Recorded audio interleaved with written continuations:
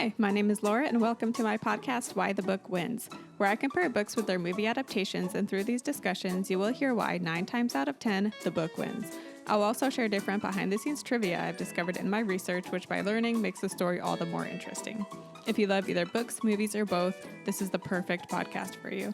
This probably already goes without saying, but there will be spoilers for both the book and the movie in this podcast. So if you plan on reading the book or watching the movie, go do that first, and then come back and listen to this. And now, without further ado, let's get right into it.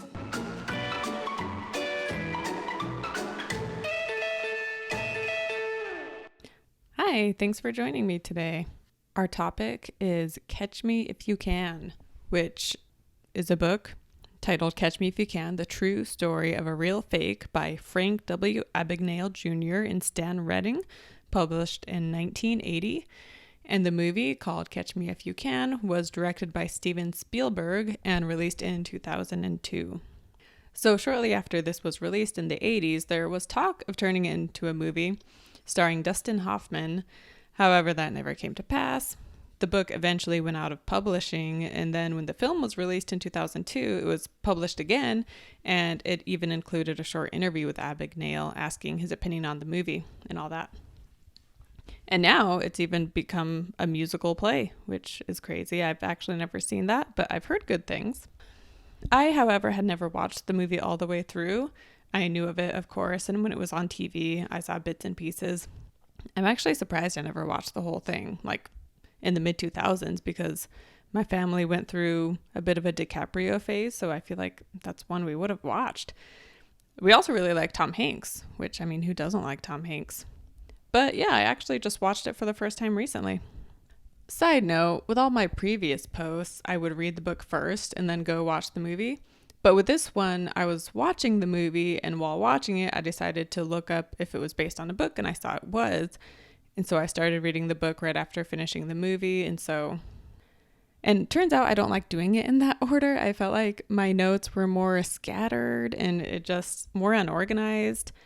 And so writing this up felt like more work. I don't know.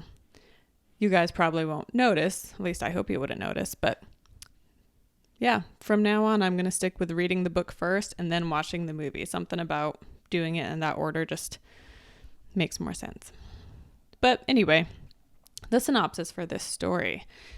So we have Frank Abagnale Jr. When he was a teenager, he ran away from home and conned his way into millions of dollars, is the very short synopsis. But he posed as a Pan Am pilot, riding free all across the world and cashing these bogus Pan Am checks that he made. And then he later posed as a doctor for a whole year, after which he then claimed to be a Harvard law graduate. During his travels, he also taught on a college campus for a summer. Posing as a pilot was his most common guise, and he used it on and off throughout the years. And don't forget, he was a teenager. So when he was 16, he ran away and he changed his ID so that he was born a decade earlier. And this spanned 5 years. So from 16 to 21, he was doing this. So he lived his life posing as these various careers and cashing these fake checks. And he was eventually arrested and he spent time in prison, after which he started working with banks to help create a system that couldn't be hacked so easily. And I say easily, but I mean, he did put a lot of work into learning how to con these banks and such. So it's not like it was that easy, but obviously he was able to do it. And now he's helped banks, and he works with the FBI to catch other con artists and paper hangers is what they call them. And yeah, and he's helped our banks have a more secure system. So my thoughts on the book. The book lists Abagnale as well as Stan Redding as the author, and then I read somewhere that Stan Redding was the ghostwriter. So it actually, he would talk to Abagnale to get the information, but then Stan Redding is the one who actually wrote it. So I don't know if it's true or not, but the book is written with a very cocky air. And again, I don't know if that's Abagnale being super cocky writing this book, or if that's just how Stan Redding chose to write it. Either way, it got annoying at times, and the constant talk of all the women he was with also got old. Some of the stories involving the women were interesting and pertinent to the story, but other times I just rolled my eyes like, okay, I get it. And in the interview they have at the end of the book, I'm glad they included that because Abagnale seemed much more down to earth in that interview. Granted, the book was written in 1980, so he would have been, I don't know, like 30 years old. So he was still pretty young when he wrote the book. Whereas when they did that interview later, he was 50 years old. So, you know, a bit more mature and less cocky, I guess, as the years go on. But I did enjoy the book for the most part. I am assuming he exaggerates his exploits a bit, but it's still a very impressive story and it's really interesting. The only time it did drag was the last chapter, and that's when he's talking about his experience in the different prisons. I feel like he could have wrapped that up. He went into too much detail at times, and so he could have made that shorter. One thing I really liked about the book, as I said, was the interview afterwards. Yeah, he was proud of the life that he had when he got out of prison, whereas everybody, you know, the movies and the musicals and the book all focus on what he did when he was a teenager. But in a quote, he says, "I'm not totally amazed at the things I did as a kid. I look at it as I was a kid who ran away. I got into a lot of mischief. I was very creative and I did those things. I got caught. I served my time. And I have now been at the FBI for 35 years. I've developed technologies that are used all over the world to combat fraud. I've been married to my one and only wife for 38 years. I'm absolutely amazed when I look back on my life at that." So he's amazed at what he's become now. So I thought that was some cool insight. So he met his wife when he was in Houston working undercover for the FBI. And they start dating and he becomes serious about her. And even though it's against regulations, he confides in her, you know, his true identity and that he's working undercover. And it's funny because it's similar to an event earlier in his life that we'll talk about when he confesses to a woman his true identity. Whereas this time around, he wasn't confessing he was a criminal. He was confessing he was in the FBI. But yeah, that's how they met. And they eventually got married. So on to the movie. It follows the story pretty well overall. The timeline with some things are switched around. And his background, his family background also has some changes. But to get into the acting, we have Leonardo DiCaprio as Frank Abagnale Jr. And if you listen to my Shutter Island podcast, you'll know that I think DiCaprio is a great actor. Of course, I mean, that's no revelation. Everybody thinks he's a great actor. But anyway, he was 28 in this movie, playing a character who was in his teens who was pretending to be in his late 20s. Abagnale says in the book that he matured early, and at 16, he was already 6 foot tall, so passing as a 26-year-old was actually very easy for him to do.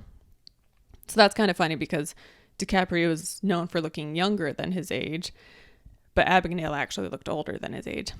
There was actually talk of this role going to Johnny Depp at one point, which when I first heard that, I was like, ugh, like I don't think he would have been good for this role.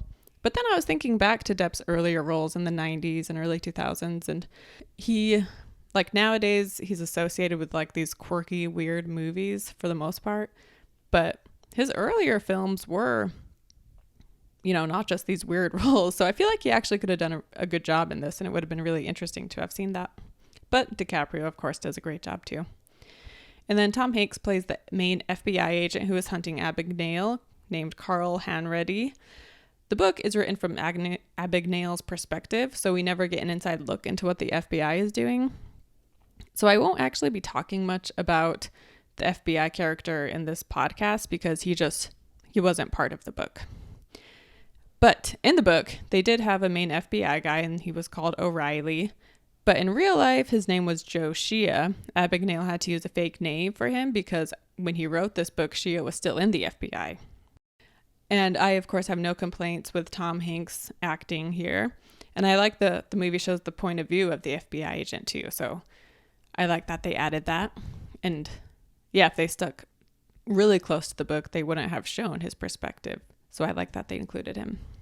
The role was originally going to go to James Gandolfini, but DiCaprio, they had to push back filming because DiCaprio had to go reshoot some scenes for Gangs of New York. And because the timeline got pushed back, Gandolfini was no longer available. Spielberg wanted to offer the role to Tom Hanks, but he was hesitant because it's a supporting character. And he felt Hanks wouldn't be interested in a smaller role. But Hanks accepted, and he was like, hey, a great role is a great role, no matter how much screen time I'm getting. So that was cool. Tom Hanks is one of those actors that you just assume he just seems like, like a good person who's not going to be cocky and prideful. And so that story kind of goes into that. Christopher Walken plays Frank Abagnale Sr., Frank's dad. Aside from the fact that DiCaprio and Walken look nothing alike, he is great in this role. The dad is not in the book much at all. However, for the movie, they increased his role, and there are a number of meaningful scenes with Walken, and he even received an Oscar nomination. Natalie Baye does a wonderful job in the role of Frank's French mom, and she is actually from France, and for a while she was just in a lot of French movies, and then later in her life she was in American movies. Amy Adams has the biggest role out of all of Frank's conquests. She plays Brenda, a young nurse he becomes engaged to. Some of the other notable actresses, though, who have smaller roles are Jennifer Gardner, Elizabeth Banks, and Ellen Pompeo. I don't know if I say that name right, but the lady from Grey's Anatomy. So on to the changes they made. For starters, we'll talk about his family. One of the big reasons I love the movie is because of the family storyline. So Frank is motivated to get his parents back together, and he's searching to recreate that ideal family that they had once had before the divorce.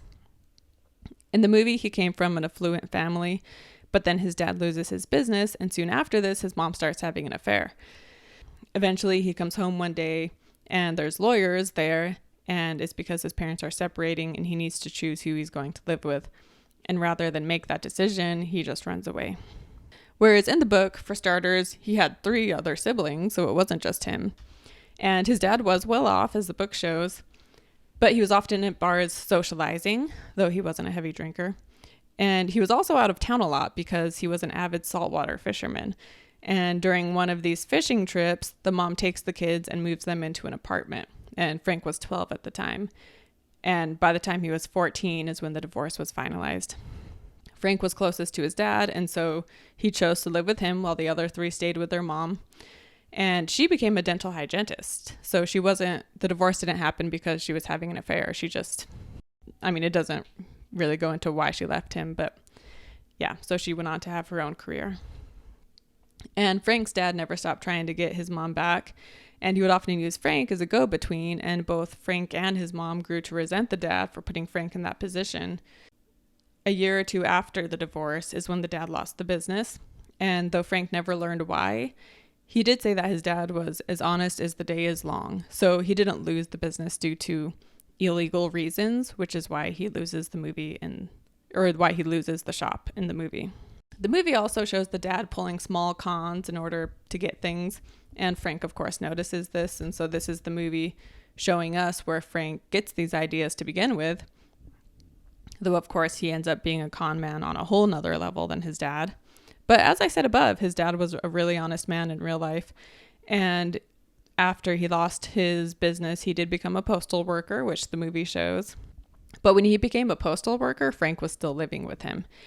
It just depresses Frank to see his dad go from being, in the higher ups in the community and wealthy to now, having to turn in his car and being a civil servant and, not bumping elbows with the prominent, influential people in the city anymore. And then on top of that, the dad is trying to get back with a woman who just is not interested in getting back with him. And so Frank just is depressed in this situation, and so he just runs away, and he was 16. So his mom is definitely portrayed more negatively in the movie. It makes it seem like, after the dad loses the business, she starts having an affair, so it makes her seem more, what's the word? I guess shallow, but it was when he lost the money, she's no longer interested or something. But that was not the case. As I said, she wasn't with anyone else. She just went and became a dental hygienist, and she did remarry, but it was like 20 years after the divorce, and by that time the dad had passed away. And speaking of the dad's death, in the movie this is a big scene because Frank is being flown home from having been in prison in France, and he's talking to Hanratty about how he's looking forward to talking to his dad, and then that's when Hanratty tells him that his dad fell and passed away, and this leads to Abagnale having a bit of a breakdown, and he escapes out of the plane. In real life, his dad died while Frank was in prison, though. It did come as a shock, and it was really hard for Frank because he never had a chance to have that conversation with him to tell him how sorry he was for all the heartache he had caused him. And he also wasn't able to attend the funeral because he was in jail. The book itself doesn't actually talk about this, though. It's in the interview at the end. As the movie shows, he was really close to his dad. Even though he lived with him after the divorce, though, his mom was still a big part of his life. However, in real life, once he ran away, he doesn't contact either of his parents the whole time. And the first time he talks to them is when he lands in America after having been in prison in France, and he calls them up separately. But the movie shows him having a relationship with his dad throughout the years, like sending him letters and even meeting in person. But that did not happen in real life. So on to his various identities. So we have the Pan Am co-pilot. In the book, after running away, Frank gets various jobs. However, he is always paid very little. And he needs more money so he can afford taking girls out. And he assumes the reason he's paid less is because he's only 16. So this is what leads to him having the idea to change the number on his ID to show him as 10 years older. This actually doesn't work, though, and he's told it's not his age that's the problem. It's the fact that he doesn't have a high school degree. And then in both the book and the movie, Frank sees a pilot with stewardesses walking somewhere, and that is what inspires him to try to become a pilot. The movie includes his various clever ways he's able to pull this off that he did in the book. For starters, he, pretends to be a high schooler who is writing about pilots, and so he interviews a pilot and gets all sorts of info. He also takes the Pan Am logo off of toy planes and uses it on his ID. In the movie, he uses it on his checks, not his ID, but in the book, he just talks about putting it on his ID. He also calls saying he's a pilot who has lost his uniform, and he's able to go to the warehouse and get a new one. In the movie, he also asks, when he's doing that interview, he asks the pilot what it means when someone asks, what kind of equipment are you working with? In the book, however, he does not find out this way. So once he has his pilot's uniform, he just hangs out at airports for a few weeks. He's just hanging out, and generally other pilots and stuff will come up to him and include him in the group. And he mainly just does a lot of sitting and listening to hear what kind of lingo they're using. And one day he's sitting at the airport bar and a pilot comes up to him and they're chatting. And then the pilot asks him what kind of equipment he's on. And Frank has no idea what he means. And he says General Electric. And the pilot seems annoyed at this. And Frank excuses himself and leaves. And on his way out, he sees a stewardess who needs help lifting something. And while helping her, he asks what kind of equipment she's on. And she tells him 707s. And then, she goes on a bit more. But so this is how he learns what that means. And then, of course, thinking back to when he was at the bar, he told that pilot he worked with General Electric. So, of course, the pilot was annoyed, thinking that he was just messing with him because General Electric makes house appliances. The book also does a better job explaining what deadheading is. So he learns that pilots will fly on different airlines for free to get to a location that their airline needs them at. In the movie, he just arrives at the airport and it's like he just gets lucky because the lady is like, "Oh, are you our pilot that's deadheading?" And he's just like, yeah. But in the book, he does it on purpose and he learns how to deadhead because you need, this card and different paperwork done. And so he goes to the airport with the intent of doing it for the first time. And he also avoids hanging out at airports where Pan Am flies out of because he doesn't want to, get caught by another Pan Am pilot. And so he's able to successfully travel the world deadheading and cashing his fake Pan Am checks. After doing this for a year, though, on one flight, so when he's deadheading, the movie shows this, but when you're deadheading, you're usually up in the cockpit. And so he's in the cockpit and he hears them over the radio, but he only hears what the pilot and co-pilot are saying. He doesn't hear what the other line is saying, but he knows that they're asking questions about him, that people are suspicious of him. And when the plane lands, the FBI shows up and they take him into custody. And he claims that they've made a mistake and he doesn't know what's going on. And after talking with him for a while, he's convincing enough that they decide it must be a mistake and they let him go. After this, of course, he gets nervous and so he goes to Atlanta to lay low. When applying for an apartment in Atlanta, he's asked what his occupation is. And he just randomly puts that he's a pediatrician and says that he's, just currently on a sabbatical. So he's not a practicing one as of right now. And he has plenty of money from the Pan Am checks, so cash isn't a problem. And things are going well, but at one point the landlord introduces introduces him to someone who just moved in below him who is also a doctor. And initially Frank wants to go on the run because he can't risk it, but he decides to stay. And luckily the doctor doesn't talk shop and is actually enjoyable to be around. At one point, the doctor offers to show him the hospital he works at, and so Frank starts to visit the hospital frequently, especially the hospital library, so that he can read up on what he is claiming to know. And he becomes well known amongst the staff, and he starts dating a nurse there named Brenda. And then one day the guy in charge approaches him and asks if he wants to cover another doctor who has to go out of town for a funeral. And he's like, it's midnight to 8. And the shift will only be for 10 days because then that doctor is going to come back.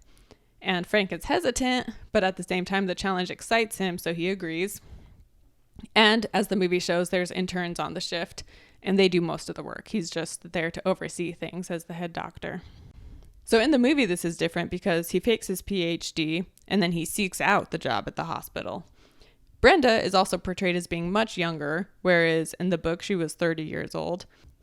In the book, Abagnale also explains that a big reason he was able to pull off being a doctor for that long is that he just had a very flippant attitude and he would joke around a lot.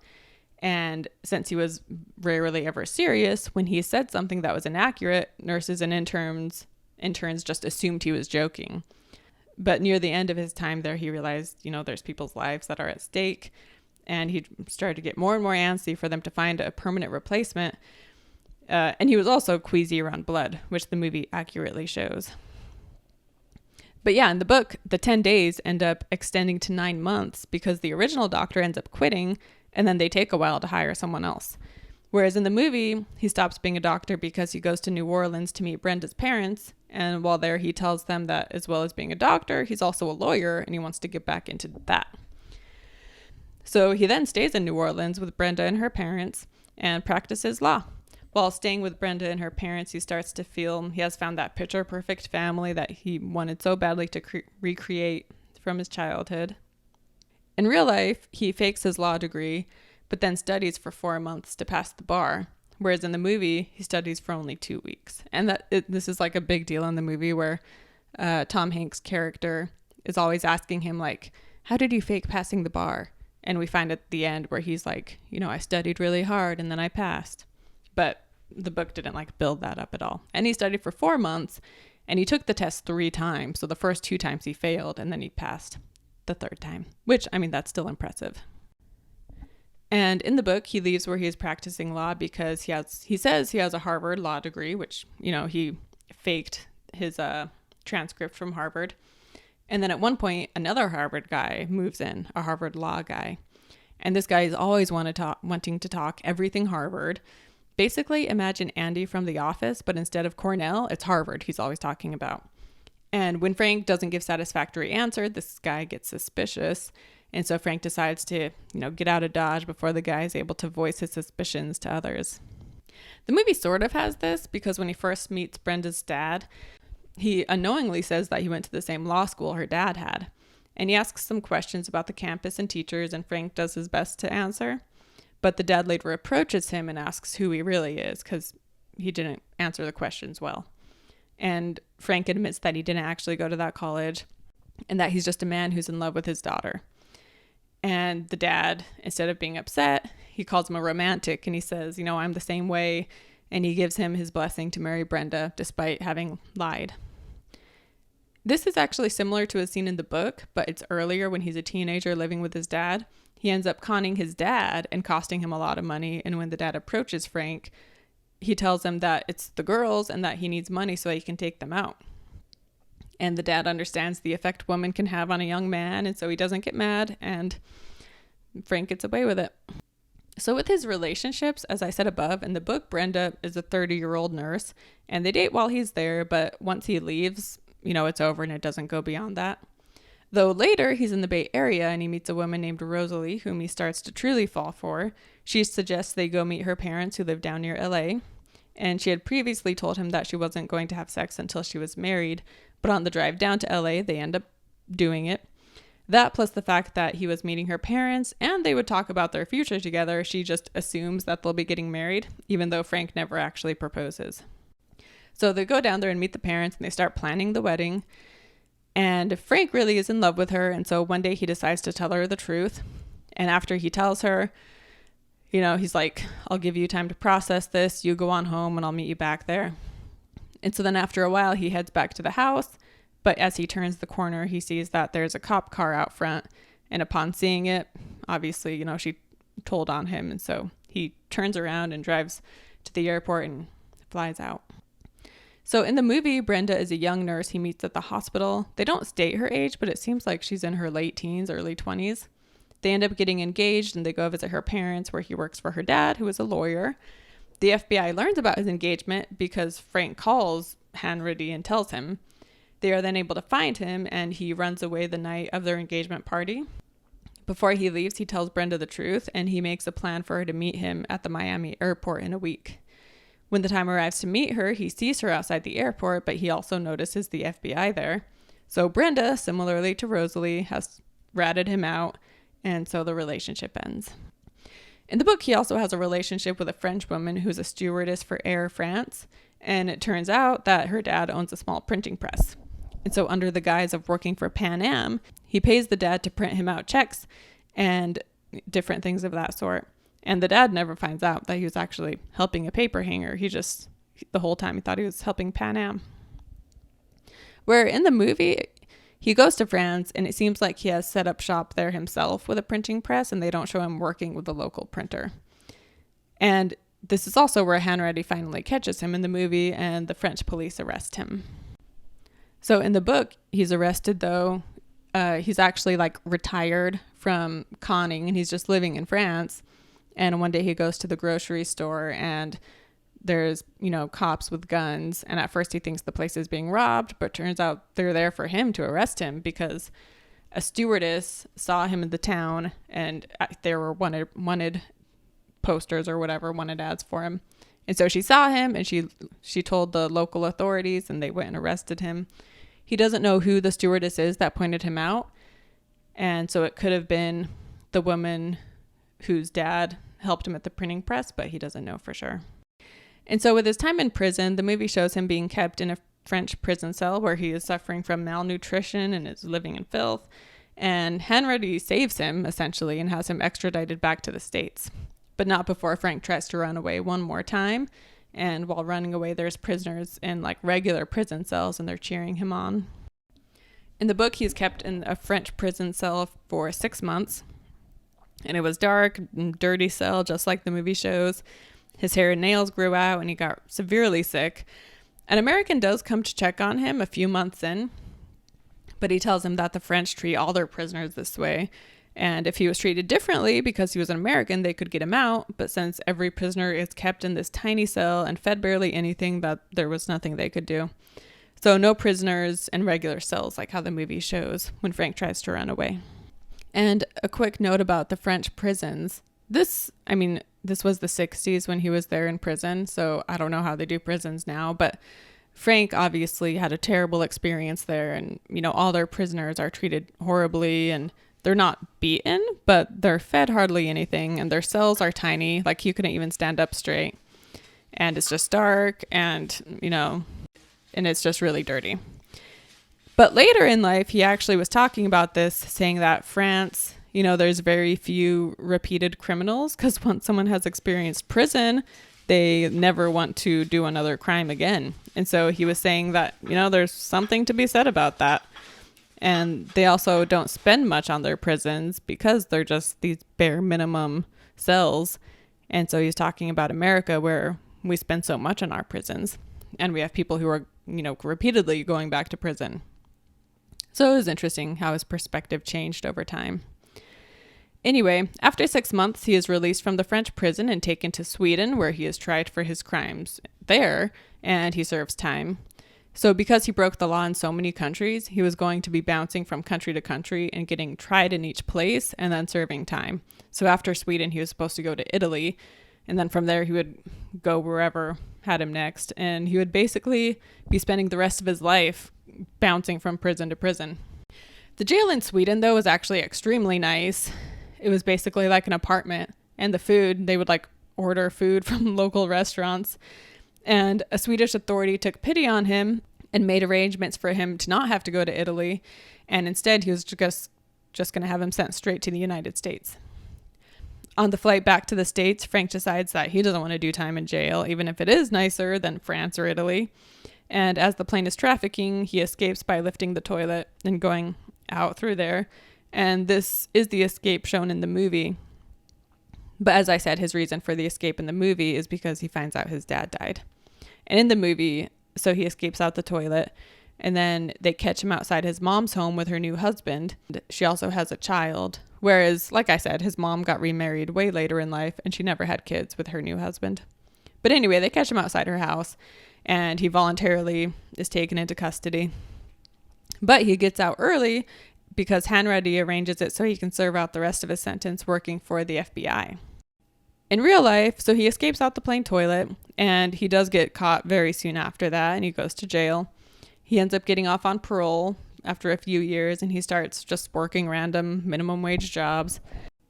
One day he's at his job, and he's just thinking how, like, he knows more about forgery and scamming the system than anyone else, and he should be putting that knowledge to use. And so he puts together a presentation, and he approaches a bank about doing a free lecture for them. And as time goes on, his lectures are in high demand for banks all over because it is really valuable information he's sharing. And soon from there, he begins working with banks and the FBI to prevent someone with getting away what he had. And so some other minor changes. A great scene in the movie is when Frank switched schools when he's a kid or when he's a teenager. And he ends up teaching his French class for a week, pretending to be the substitute teacher. Unfortunately, this did not happen in real life. But during his time on the run, he did spend a summer in Utah where he posed as a TA at Brigham Young University. And if you've attended a university, you know that TAs will teach the classes a lot of the time because the classes are so big. So for one summer, he did pose as a teacher, though it's a little different than the scenario in the movie. But he actually really enjoyed teaching, and he wished he could have stayed longer. But the life of a con man is life on the run. The iconic scene where he gets all the girls from a college to dress as stewardesses also happens a little bit differently in the book. For one, he's not doing it to get past the FBI. He goes to the college to recruit girls in September, but the Europe trip with them doesn't happen until summer, so he takes a long time planning it. And he hires professional photographers to take pictures of the girls in various countries they travel to because he tells them that they're doing photo shoots for Pan Am. He then has a photographer, after the photographer takes the pictures, he then has him send the pictures to the real Pan Am. And when Pan Am receives them, they're obviously really confused. And ultimately, the FBI gets in contact with these women when they're back in the States. And, the main FBI guy gets all the info on what actually happened. The movie shows Frank go to France because that's where his parents met. But in actuality, he went to France simply because he liked it there. Though while there, he did visit his mother's parents. They didn't know he was a wanted criminal, though, and without making it obvious he hadn't talked to his parents in years, he was able to ask them subtle questions as a way to see how his family was doing. And as I said, at this time, he was just living off the money he already had, and he wasn't conning people anymore, just wanting to retire and live a quiet life. But eventually he was caught nonetheless. So in the end, if I liked the book or a movie, so the biggest change I think the movie made was that Frank was driven by the desire to get his parents together and to find that ideal family again. He calls Hanratty 3 times, always on Christmas, and says how he wants to stop running.